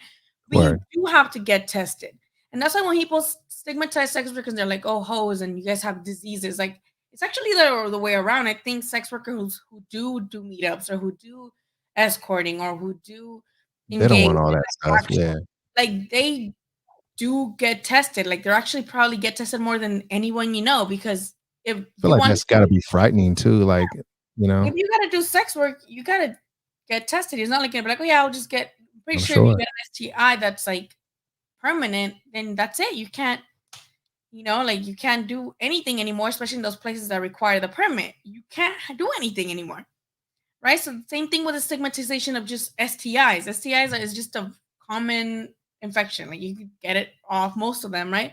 And even Mhm. those that you can't, they're not as bad as people claim to be. But it's all these where people put like sex workers in these bubble that like, oh, they're all dirty and they're all filled with diseases. Like no, they actually get tested most than most people. And Right. and That makes sense. even though like it's legal in Mexico, Colombia, and all these places where it's legal to be a sex worker, there's still safety issues, right? Like people disrespect sex workers the most because they don't see them as people. Men already have like this perception that women ain't women. They're just like extensions of something that they could use sexually or someone that can facilitate their life. But when it's a sex worker, it's even more. That's why a lot of the sex workers, go through violence. They get hurt. They get killed, even, Mm. especially the ones that do it on their own. Because when you work at a brothel, they got to pay the brothel, and then you get your share or whatever. I'm assuming. I'm assuming that's how it works. I would think that's how it Well, works. just like renting a booth at a barbershop or something like Yeah, that. but when you're doing it on your own, then I would assume it could get dangerous, because what makes you think this guy, okay, he could pay you at the beginning, but then after he could beat you, take your money and dip. Like, Right. so it's, yes, the criminalization and, kind of not having that stigma should help, but it's more of like whether it's legal or not, we got to protect sex workers in a way that like we got to respect them as people too. And going back to me being wearing all these hats and being open about wearing these hats, one of my hopes with doing that is that people realize that anyone can be a sex worker, and you might not know, they might not tell you because they're scared of your reaction, but anyone could be a sex worker and it's fine. Like doesn't mean they are not that good of anything else, or it means Right. anything that they everything else that they do is like tarnished now. It's like, but they also do this, it's like, It shouldn't be like that. I know a girl who she's getting her PhD in psychology. She's trying to become a doctor and whatnot. The school literally told her, because she has a popular TikTok page where she does sex facts, mhm. right? She does sex facts. That's all she does. Like, she just does Yeah, sex facts. informing, The school literally informing people. the school told her, like, you can't do those videos if you want to be at this school. That's so fucked up. Because if you think about it, most What? people and most of the upcoming generations, they get their information from online. So I love seeing that. I love seeing like sex education online on TikToks. I love seeing fucking just food facts, like quick nutritious meal, like just because no, we're not gonna go look. Can I, maybe if you are that type of person, but not everybody's like, can I look up tips on how to eat better, but not cook so much. Like these all these things that just come on your scroll when you're scrolling, and those things are so important. That's how most of us consume anything. When you No, find out the it's news, hey, facts. when you find out your news, let's say when you found out anything, do you see it on the news, or do you see someone post it, or a highlight of it, and you're like, oh fuck, and then you run to whatever other site to get more information? Right. right? Like, isn't that what I'm assuming most of us get most of our news on. I Probably don't on social media. like, Yeah. unless you have. I do have LA Times and stuff, and I do have their notifications turned on, but nothing is news anymore like social media. No, there's not. That's why So you don't really see people getting newspapers no more. Like there's no yeah. newspapers, magazines, anything paper. Mhm. Create anything that's paper is like a done industry. Like in the next 10 years, because the only people in that market is like the people who are a little older, right? Mhm. But like our generation, like we're all social media. We're all on the phone. Yes. So anything paper is going to be obsolete probably pretty soon. Uh, most most definitely pretty soon. So it's still, it's. I just want to not be stigmatized. I want to be able to, like I said, it helps on how you portray it. Like I wasn't like, hey guys, like just so you know, I'm also dominatrix, or oh guys, don't tell anybody. I have an only, just like don't, to Right. me it's like just, hey, like I'm a writer and I'm proud as fuck of what I do. Like I do a lot of community advocacy. I'm a writer. I do research papers. I do boxing journalism. Like you said, I do local journalism, and I really like that about myself, and I don't think it makes me any less of a great writer just because I sell pictures of myself naked on the internet. Like I It really doesn't make don't you any think less that, of a writer. Yeah. same with like a lot of people say, but what about your children, right? That's a big one. That's a big one. Don't Mhm. you think your kids, when they find out what they're gonna think, or you don't think they're gonna get made fun of at school? And of course that's a big one. That's a good question. It's a valid It is a preoccupation great to have, question. and what Right. I tell people is like, well, I am literally raising my kids to know that sex work is just work. And of course they're children now, but they know sex work to their way that they can understand it right now. For example, the way I introduced it to them was basically they themselves were, it started because they sang "Somebody Come Get Her, She's Dancing Like a Stripper." Right? That was huge on TikTok for like Right. last year. And I remember like I looked at them like, hey, I'm like, do you know what a stripper is? And they're like, no. I'm like, well, first of all, I'm like, I don't think next time, like, if you are singing a song and you don't know what something means, I'm like, you shouldn't sing that out loud.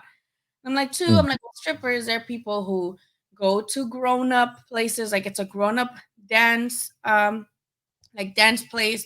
And these girls or men, I'm like, they're grown ups. It's only for other grown ups. They dance, and as they dance, they're taking their clothes off, and people give them money. I'm like, people throw dollars at them. That's why all these songs talk about that. They're like, oh, okay. I'm like, yeah, but it's for grown ups only. They're like, oh, Mhm. okay. And then I started kind of just like trying to center like their bedtime stories around stuff like that. To have a book called The Way Mama Loves You. And it's just about like, oh, this mom works waitressing. She works a long hours, and her feet hurt. And then this mom's feet also hurt. They wear big shoes and dance all night. They're always working for their rights. And it shows Mhm. like stripper shoes. So Right. it's just like these things was like, yeah, this mom works as a pilot. This mom works as a server. This mom works in the mail office. This mom's a stripper, like exotic dancer, but it's like, oh, this mama dances all night.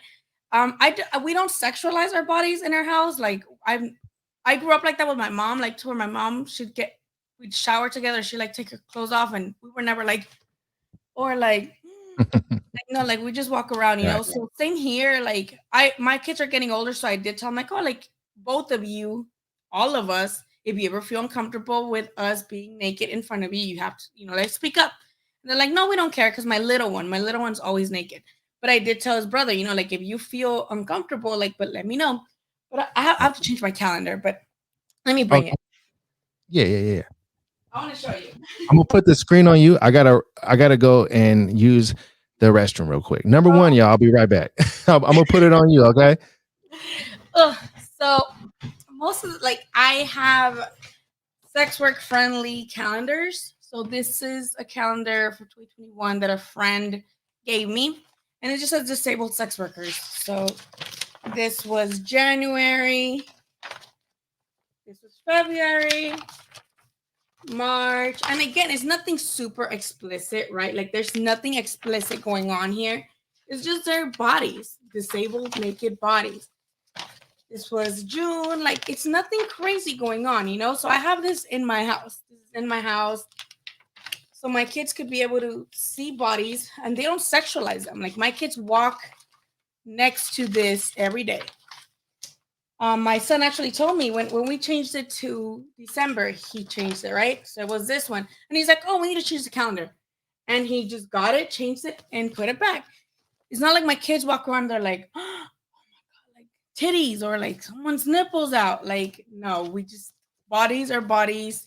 And that's what, and again, it's disabled people. So again, it's more about not being ableist and stuff like that. So that's kind of how it is. Like, I don't, like my kids, obviously I'm not going to tell them everything right now, but to their age level, it's like, okay, sex workers exist and this is the thing that happens, you know? I was showing them my calendar.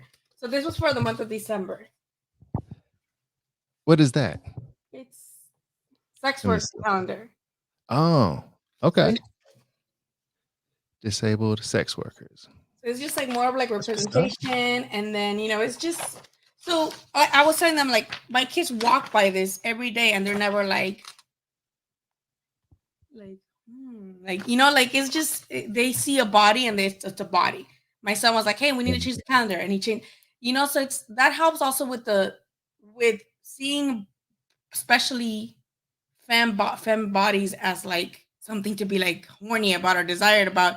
It's just like, oh yeah, they're gonna walk by, they see some titties on the wall, they don't even, they're fine, they're not like like they don't care, and that helps with, they're not gonna be like oh, or they're not gonna be stigmatizing sex workers. So of course they Right. don't know all these things anymore. I haven't, but as time is appropriate, I will. And again, it's just work, and that's all that we could tell people. And of course, there's gonna we when we think about our parents being sexual in any way, we're like, ugh, like I'd rather not think about my parents being Right. sexual.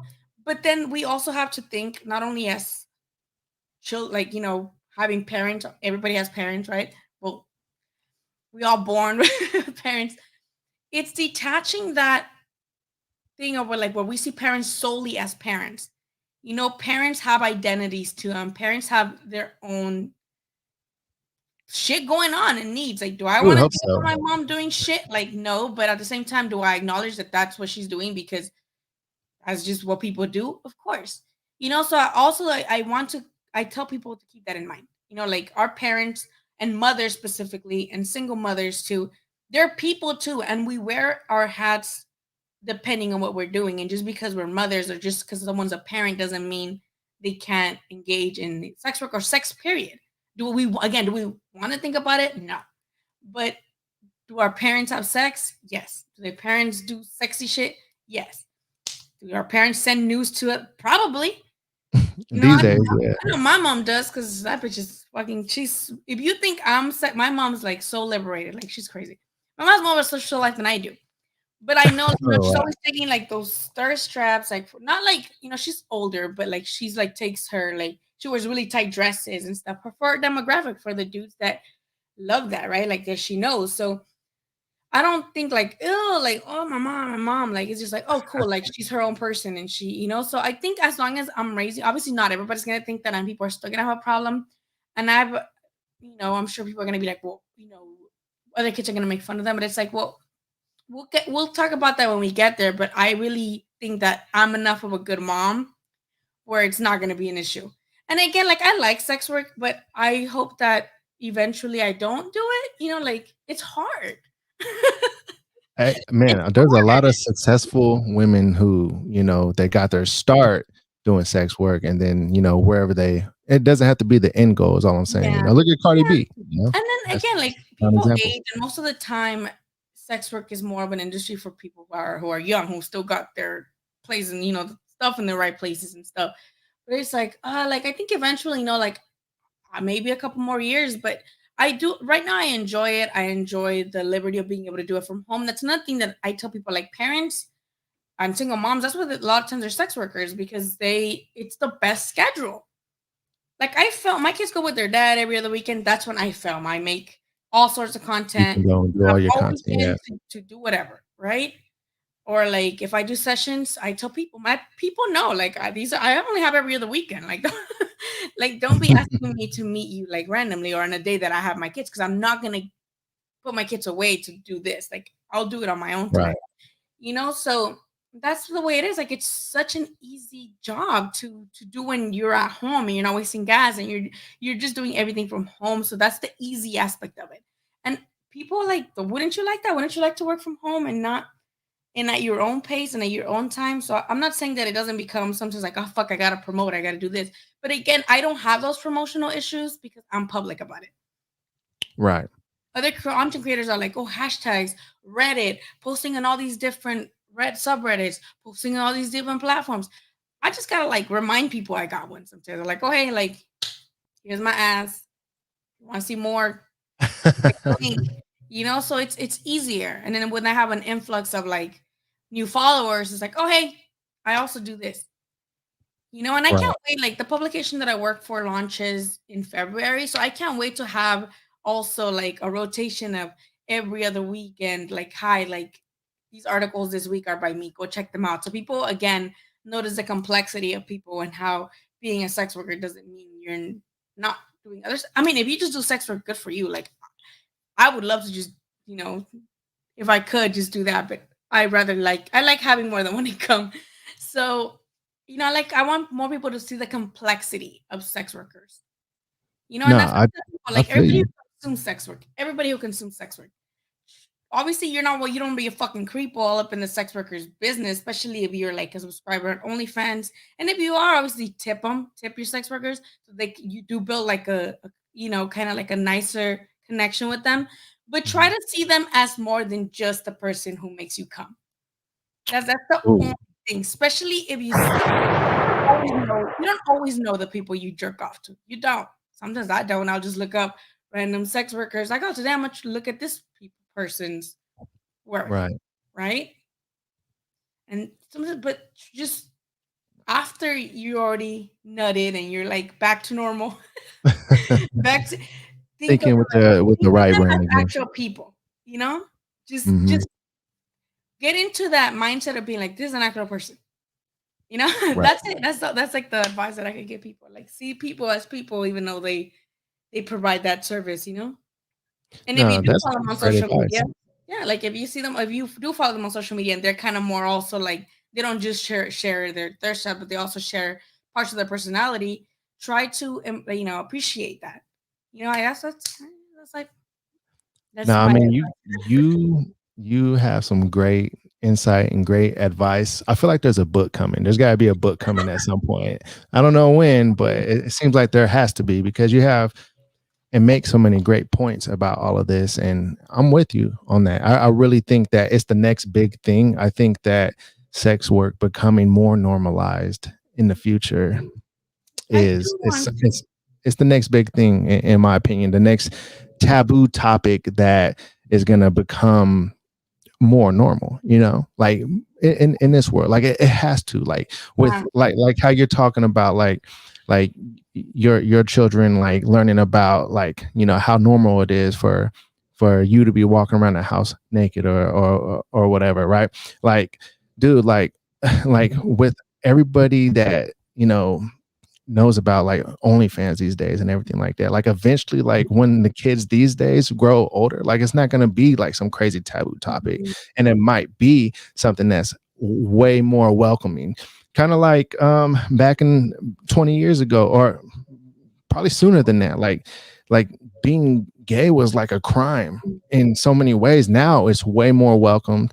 It's way more normalize. appreciated. Yeah, Yeah, it's more normal, and that's what I'm saying is like I think that yeah. the world that you're talking about, like I think that's the next one. But I'm glad that you bring that up. I'm glad that you bring up that example of like LGBTQ representation because Mhm. yeah, like we come a long way.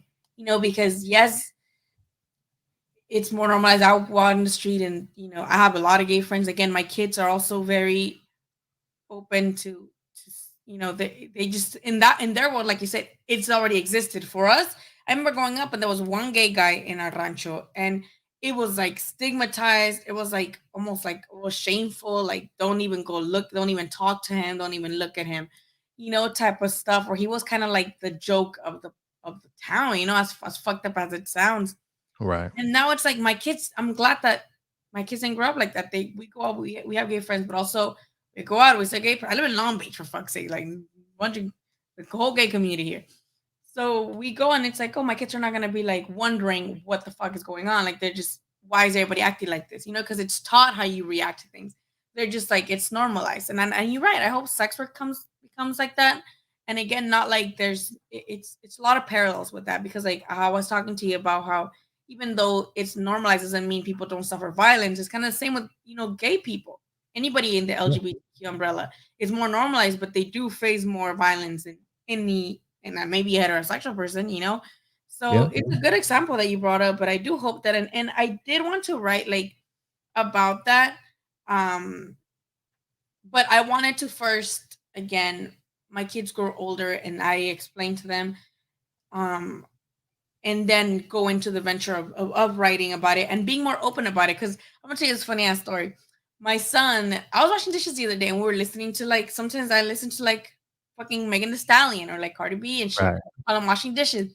And my son's like doing stuff like, he's coloring or some shit on the table. And he turns around, he's like, Mom, he's like, remember when you told us that grown-ups have clubs where like people dance naked? I'm like, yeah. He's like, I think if you did it, people would throw a lot of dollars at you. And he's like, dollar bills. And I'm like, I would hope they would throw 20s at me. I'm like, but yeah. And then he's like, oh, but who knows? Because you have pimples. I'm like, I'm like, all right, thanks. They're gonna throw bitcoins at you. Yeah, Bitcoin, dude. Everything's fucking Bitcoin now. Right. That's what they're gonna be throwing at you later on. Later on, because Venmo, like as you're stripping, Venmo. it's gonna be in the metaverse though. Like Oh everybody's gonna be in the God, metaverse. that's. I'm gonna fucking be real with you. That scares the shit out of me. Really? Why? Hmm. Because it's escapism. Mm, That's all that it is. It's escapism. Like, and I can relate to them the way that, like, when I was growing up, I'd love playing Sims. I would love right. playing The Sims because I could use a cheat code to like get money and get myself a mansion. It's like it's escapism. I don't have that in real life. I have a tiny 2-bedroom apartment in Long Beach. Mm, So like it's fucking all California. escapism. It's getting gratification through a game where you think that that's me. But so now imagine the metaverse. Like, I don't Being know. similar. It's Well, scary. in the metaverse, it might be very similar to like real life because everything's gonna cost like actual money in the metaverse. I mean Yeah. through cryptocurrency. So like if you wanted to buy land or something like that, like you actually got to buy that with your real world dollar. Well, that's what I mean. Like, I already experienced classism in the real world. Why would I want to go in the metaverse and be poor there? Right. No, thank you. You make a good point. Mm, Why would you want to do that?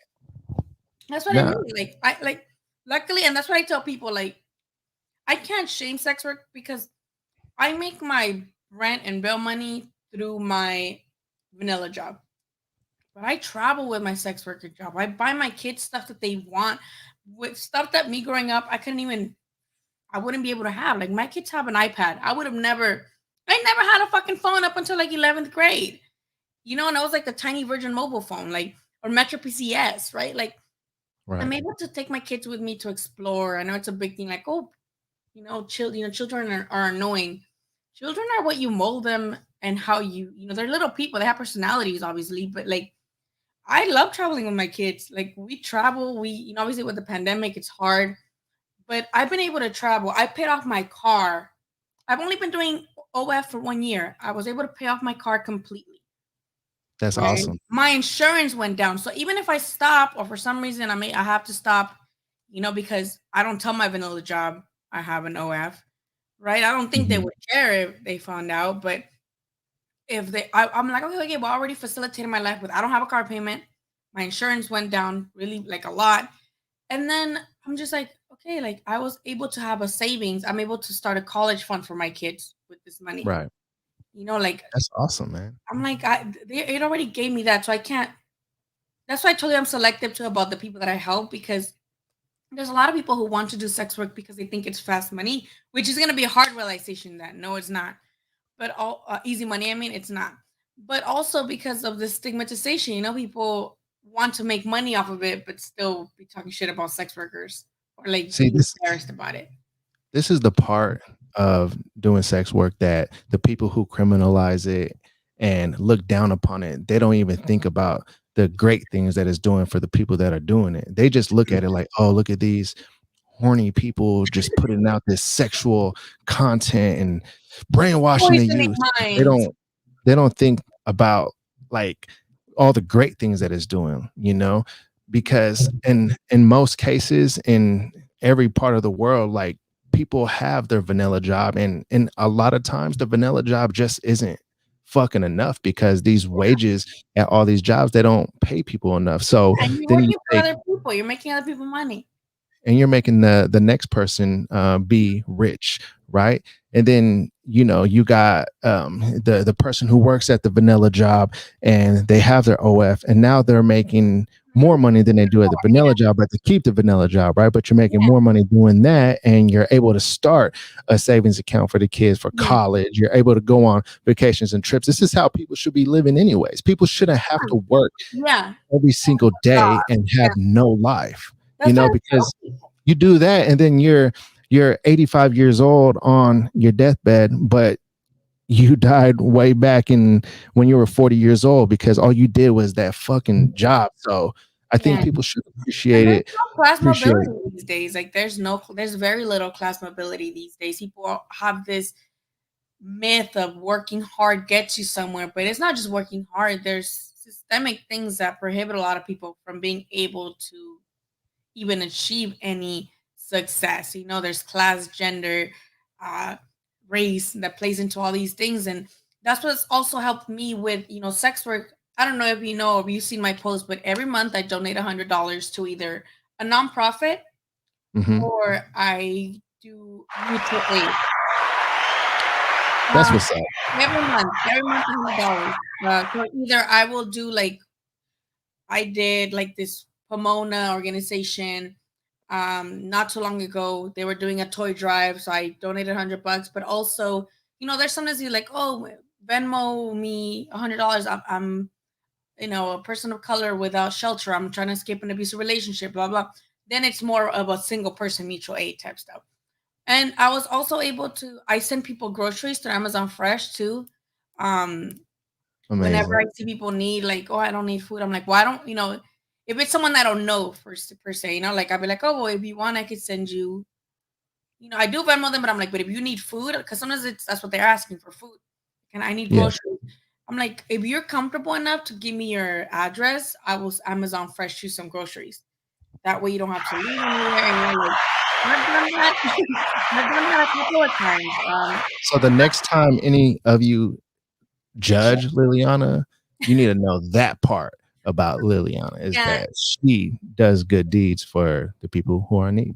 that's I was able. Luckily, I'm able to have like a nice steady income because of my sex work, and I've always felt this, and I've read a lot of books about it too. It's like sex workers really are the backbone of a lot of communities because they do give back. A lot of them give back their money, like portions of their money, and they don't call me Kami Coochie for nothing. Like I do believe in that, and I do believe in the sense of community, and I try to do as much mutual aid as possible, and like it shouldn't be something that it's applauded. It should be like if we have the if we have the ways of doing it and the means, then we should.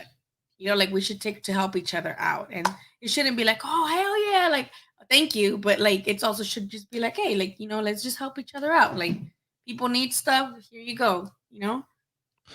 And this is why the people who are ruling in the capitalist world, they should start helping out a little more too. That's the thing we can all do. Like you said, we all go through shit and we've all been there. Like we've all had I've had such hard times when I was putting myself through school.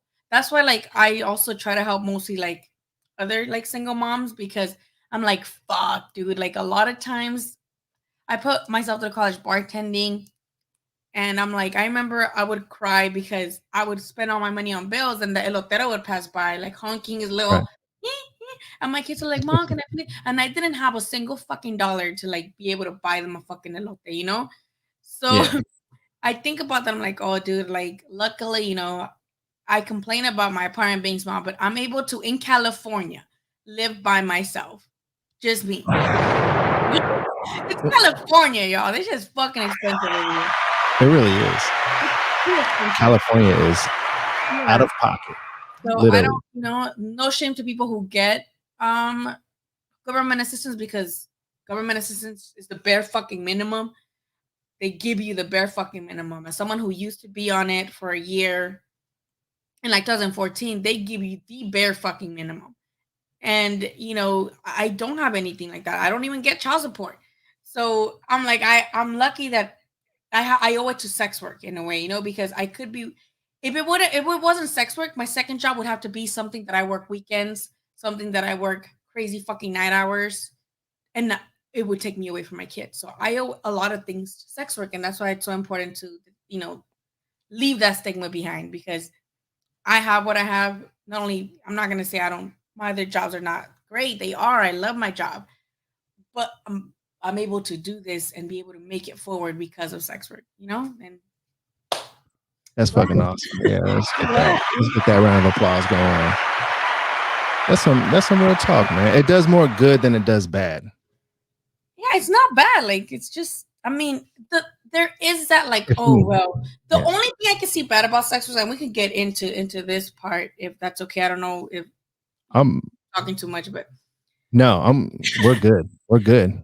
the bad thing about, like, it's people think like, oh, it's empowering. There's like this debate, right? Is sex work empowering? Because you asked me, right? Mhm. Like, it's just a job. Like, do you feel empowered at your, most of the time not. You do have more chance to be empowered just because you're able to have more of your schedule. You schedule it. You decide when you're gonna post. You decide what you're comfortable posting. Right. Yeah, like, you have more liberties, but it's just work. And that's why I hate when, a lot of new wave feminism, it's like, they want to push this sex work is empowering or sex work isn't empowering. Like, there's two sides to it, right? Like, there's some Mhm. that are like, oh no, you're still degrading yourself, you're still falling to the male gaze, like, you're the one that makes the male gaze even worse because you're doing this, right? Right. And Mhm. it's like, no, like, you don't get to decide how people react to you or to your content, and it should that shouldn't be a conversation if is sex work empowering, because it's work. Work is rarely empowering. We don't want to work. Who the fuck dreams of labor? None of us. Like, no. If it was better, we all could just have the rights to have food and shelter for free, because that's what you need to survive, and literally that's how it should be. We would you do things that we enjoy doing. We would do things for the joy of doing them, right? We're the only species that has to pay to live on this earth. Yeah, without having to monetize hobbies. Like, of course, like, hobbies are amazing, and that's what, like, you with the podcast, it's cool that you have a sponsor, it's cool, but that kind of puts some more pressure where it's like, it's no longer just fun now, like, oh fuck, now there's an income, now I gotta please these people. So Right. that's how I feel like that's a big thing with there's that big debate with sex work empowering. No, cut that shit out. Work is not empowering. Work is still work. Like, we still gotta get up and do shit. I gotta put on makeup, I gotta fucking buy a better quality camera if I want, to please my followers. I gotta do different angles. I gotta fucking be consistent. It's just like any other content creating. And then the second thing is the whole thing of younger people aspiring to become sex workers. I do have a little issue with that. Like, but not with the people itself or with the sex work world, just in general. Like, damn, capitalism is such that people see that, oh, sex workers are making a second, either their entire income or they're able to make their income on their own means. Like, that makes me sad. Like, the way capitalism is set up, that younger people are not even aspiring anymore to try to do something that might, you know, be more norm or be in like an everyday space, but instead of like, oh, I'm as soon as I turn 18, I'm gonna try to, I'm gonna start my OF. Because when you're 18, you're still kind of like dumb. I'm fucking dumb as fuck, and I'm almost 30. And I don't think people understand like the the bad stuff that comes with sex work, like maybe doxing, people Mhm. taking your content and putting it in public, like when you're Is that 18. what that's called? Doxing? Mhm. like you know when you're 18, you still don't know what you want to do in life in the long term. And nothing, when you think about that too, nothing should be in the long term. People shouldn't be like, oh, I picked one career and I gotta fucking do it my whole life, you know. But I don't think you're ready yet for the hella stigma, for being insulted, for being doxxed, for being blackmailed, from your family finding out if you're not open about it, you know. Those are things that I don't think at 18-year-old you're capable of. See, you know what? You just triggered some thoughts in my head about what I was talking about. How I think that kind of work is becoming more normal, and it will become more normal in a future, because you think about it, like a lot of kids, they wanted to become firefighters, or they wanted to become lawyers, or things like that, probably because that's what their elders were doing with their life, right? So if there's kids aspiring to do, you know, that kind of work in the future, you know, more than the other thing, because the other thing, just, you got to do all kinds of schooling, and like if you're It's doing a all lot of that. people are going into debt. Right. But like if they're doing all those things because they want to impress their elders, well, what happens when those people who they were trying to impress are gone? Now, these people who became lawyers because they wanted to impress whoever they wanted to impress in their family have kids, and those kids are like, well, I want to do this when I grow up. Yeah. And now they do that. And so their kids eventually are like, that's when it becomes like the normal thing, is when it's something that the people within your family, the elders of the family, were doing that, and they're like, oh, see, it's like a normal thing, and there's going to be so many people doing it. Like, I think that's where it becomes the normal thing. Do you get what I'm saying? Bro, I'm so glad you brought that up. I'm so fucking glad you brought that up, because I saw the other day, you know, like a tweet, not the but probably months ago, but it was a really good tweet, right? Where someone's like, ew, like I saw a kid, you know, a kindergarten graduation, and they asked the kid, what do you want? You know, they asked the kids, what do you want to be when you grow up, right? Mhm. And they're like, I cannot believe this kid said a YouTuber. Like, what are we aspiring our society to Right. be like if these Right. don't want to have jobs anymore? They want to be YouTubers. And someone quoted it, like someone who's like also a communist, and I love their point of view. They said, I don't remember the username, but they said, you're mad at a kid for not dreaming of labor? Like, who thinks I can't wait to grow up and like have to make money for somebody else? And even if like people are like, I want to be a doctor, they're just saying that because we romanticize the whole you can be whatever you want when you're like, which is bullshit. Like to an Mhm. extent, and again, we talk about class, race, and gender, how they all play into these things, and then being able body, right? But that's what I'm like. Why are you shaming a child for not dreaming of labor? Like they see YouTubers having fun, and now, like you said, we're in a new world where we're kind of like monetizing that, which Yeah. it, you know, fuck it. And you know who obviously the kids, you know, they gotta learn that that's not the vast majority. Not everybody's fucking getting rich off of YouTube, but Right. to shame a child for that, or to make this like make it this blanket statement that kids no longer want real jobs, like it's fucked up. because again, you have two podcasts, you know, this is work. It is. It takes work. Totally. It's not like, oh, you know, if it was easy and fun, I'd just be like, let me just fucking check my phone and record, and you could do that, but the quality is not going to be that great. You know how many chores I had to put off doing this episode today? My wife is like, she's waiting on me to get some waters.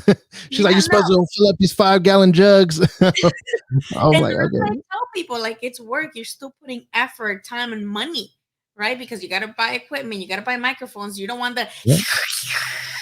right. Like I have Facts. a whole microphone. I have a DSLR camera. You know, like I have all sorts of tripods, different sizes, so I can get angle. That's what I tell people. Like it's a job. You could be a podcaster, and that could be your job. Job doesn't mean you have to fucking go to school forever and be in debt forever, and it doesn't mean that you have to be fucking completely tired. And that's what. And they think physical exhaustion. Like when you're a content creator, you get burnout. Have you experienced that yet, or not yet? Oh yeah. I no, I get, I definitely get burnout. I Burnout is do. intense, bro. I mean, you do got to have some kind of joy doing it too, though. You know, Yeah. like, I mean, yes, podcasting, it is Mhm. definitely work. There's a lot that goes to it, like all these graphics that I do, streaming, and then having to have all the equipment, and Marketing, you're marketing too. You're doing all of it marketing, all in doing one. all that is definitely work. However, I do enjoy doing it, and I feel like you have to have some kind of joy doing it, or else you shouldn't do it at all. That's the whole point of like doing the things that you want to do, like podcasting or doing sex work Yeah. or You whatever gotta it is. enjoy it. You gotta enjoy it, but also recognize that, I hate when people say, do what you love and you'll never work a day in your life. Like, that's bullshit. Like, I love You still writing. got to work. Yeah, Yeah, like, I love writing and I love informing people and, creating advocacy. But I still gotta do all this scholarly research. I still gotta like meet deadlines. Like, there's still a pressure, a certain amount of pressure that comes from it.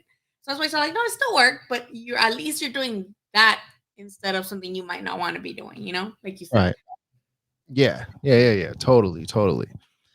Well, I think everybody, the takeaway from this episode should be do what you want to do, be yourself, have no shame doing it, and accept others. Mm-hmm. Like, mind your business. That's what I tell people. Like, it's $0 to mind your business. Mind your fucking business. Like, if you don't agree with someone, even unless it's like personally affecting you, or it's something that personally affects somebody else or minority, then it's like, okay, well. But if it's something that's like someone's just doing and you're just not, maybe you're not the target audience or the target consumer, it's just be like, oh, all right, that's cool then. Like, do you? 100%. Well, Lily, can you tell people how they can find you and how they can get in contact with you or check out your content or any of those things? Yeah, I'm Billy Ho Saunders across like Instagram, and my OF is just like it's after a boxer, but it's Billy Ho Saunders, two L's on the Billy. Ho just like HOE, and then Saunders SAUNDER at the end, and that's it. Like, just Instagram, and then from there you can find like all my links basically on my bio. Um, and my boxing content, it's hard to say it though, like for people or to spell it. I do have boxing content, and I do lives every Tuesday, but I didn't do one this year because I was sick. But it's Chicana boxing. I don't know if I can. I could put it on the screen for you actually right Yeah, now. So that's my boxing content. I also do. And no, I am not ticklish. My feet, you can fucking do whatever you want. I'm not a ticklish person. Not on my feet.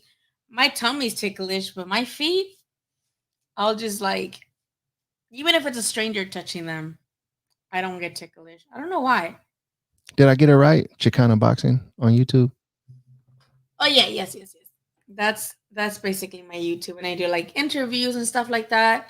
Hopefully this year there's more boxing, even though the pandemic is crazy, man. Yeah, I hope that there's more boxing. I think boxing towards the end of this year was so fucking Mm-hmm. lit. If boxing was So like that all the time, we would have more fans. Like boxing. 100%. I think boxing has a chance to Come do back. big things. Come back. It is back as long as they keep on doing big fights, Mm, because you've seen yeah. how good it was in November and December. Oof. Yeah. Even We October should has really good fights. we And got this to do a one's starting stream off on your channel slow. sometime. Yeah. We have to do something on my channel. Yeah. Let's set that up before I forget to reply again. Yeah, Probably let's set up set right it up. set up right after, because I do every Tuesday, but I don't know if I'm doing it on this. I think for this Tuesday, I'm just doing like a recap of like the year and then what I want Mhm. next year. We could do the Tuesdays after that, but there's not really any boxing going on in January. What People fight are love you? boxing banter. People love What, boxing banter. what fight are you looking forward to? Like, I think the one that's Um, happening fast, like, is the Charlo Castaño rematch. yeah, that one's definitely got to happen. That Mm, was a in that was a February. really good fight. That was a really good fight. Very close. Probably should have been a draw. If not, Castaño might have edged that one. I don't know. Yeah, I got to rewatch it, but I recall from the fight when I watched it. I believe from scoring it, I believe I had Castaño winning. I had Castaño winning too by 1 round, but I think what hurt Castaño is that he got hurt in the 11th. They both hurt each other, right? Like, he They hurt both hurt Charlo each other. early Yeah, on, and then like he he didn't he get like caught Charlo with wobble, that or nasty like, one. yeah, he didn't get like whoa, but like you could tell Right. like it stunned him, right? So He had problems with Castaño. Castaño, I think, will give a lot of people problems in that division. yeah, especially, yeah, 154 is just like a up in the air shit. So we could, Mhm. yeah, we should do something in Yeah. December.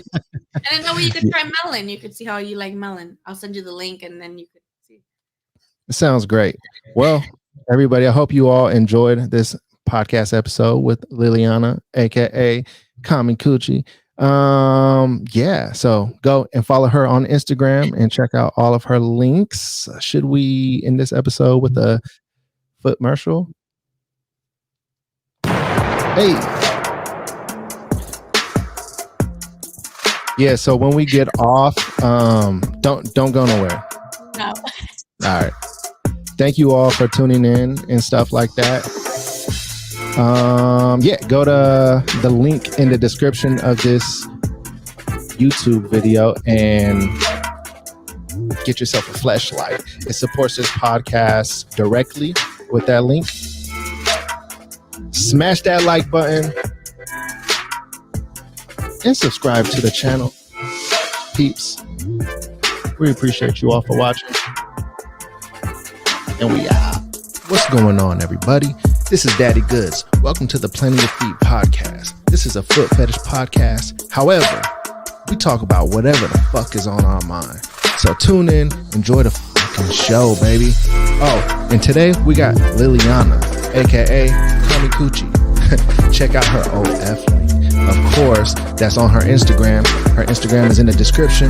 Oh, and by the way, this episode is sponsored by Fleshlight. There's a link in the description of this podcast. Click it and get yours. It directly supports the podcast when you use that link. Enjoy the show, everybody.